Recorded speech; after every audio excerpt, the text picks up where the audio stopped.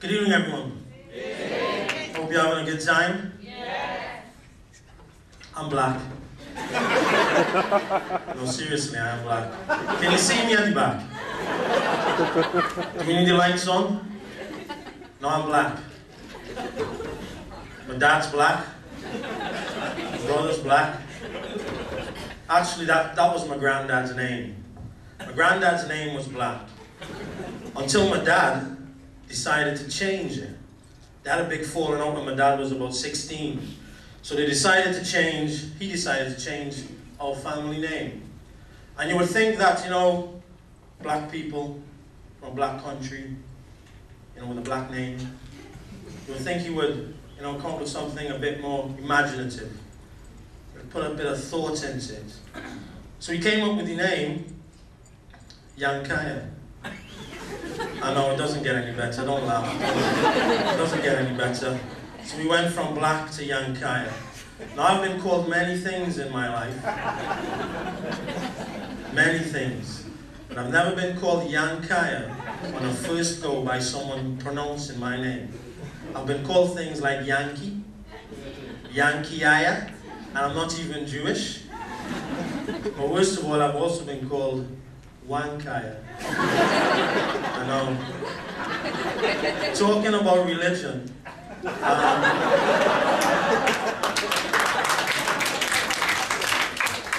Talking about religion.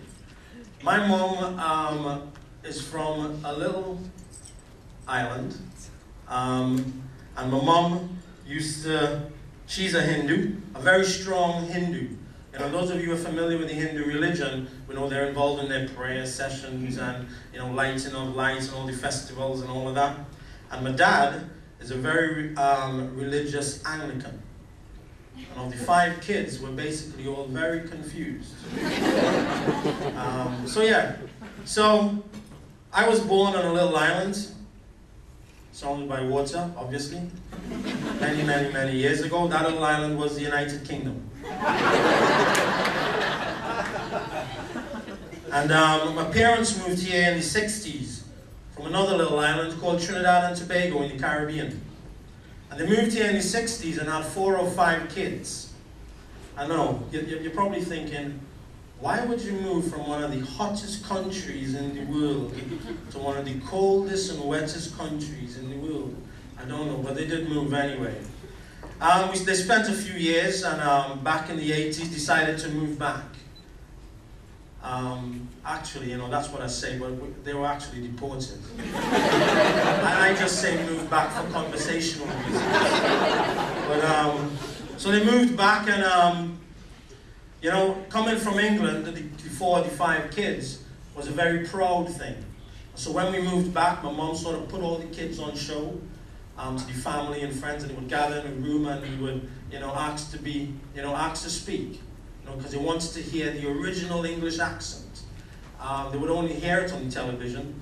That's the closest they got to the English. But coming from the mother country was a big thing. And so I remember, you know, being in school and being actually prodded and poked and punched and kicked to say things in English, you know, speaking the English accent. The kids always wanted to hear, you know, these big fancy English words like water and England. So you know, because of that little session in my life, it sort of made me think, well, Charles, you need to change. You need to do something, and you know, to protect yourself. So I decided to become a policeman. So I was a policeman in Trinidad and Tobago. And it was nice being a policeman. It's not funny. It's nice being a policeman because back in Trinidad, when you become a policeman, you're trained in everything. You're trained in robberies, you're trained in burglaries, you're trained in murders, you're trained in rape. Alright? And you experience a whole lot of things. And some of the experiences I had was, you know, I remember finding bags and bags of money in a wall. I remember finding naked people under beds. I remember finding drug addicts up in trees. But I remember one particular experience. We were called on this murder investigation. We got to the scene of the crime, and there were body parts everywhere.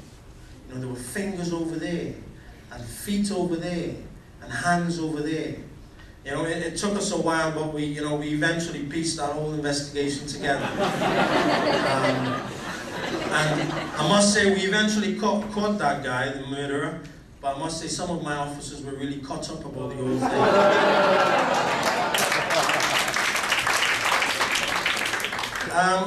One last thing is that, coming from Trinidad is a real proud thing for us Caribbean people. We're very proud to say we are from Trinidad and Tobago. Now, don't get me wrong. If people ask me where you come from, the first thing they say, and you say the Caribbean, they say Jamaica. Now, to be honest, the rest of the Caribbean hates Jamaica. They take offense when you tell us we come from Jamaica. We do not like Jamaicans. So if you ask me where's the best place to go on holiday, and you say, what do you think about Jamaica? No. Go to the rest of the Caribbean, but not Jamaica. And being a proud Trinidadian means that, as a proud Trinidadian man, we in the Caribbean, we Trinidadian men, or Caribbean men actually, we like our women. We like our big women. We don't like skinny women. We like big women. Some of the words that are used in the Caribbean, we have words like, fafa-squaff. We say things like, hey, Wabman, you alright? You're looking like a faff-enough. Alright? We have words like that. But one of my favorite words is mamfi. Alright? Now, mamfi in the Caribbean means a very big woman, with a big butt. A big bum that goes just like that, pow, straight all day. And being a Caribbean man, we're very proud of things like that. And sometimes, people get confused when I walk the street.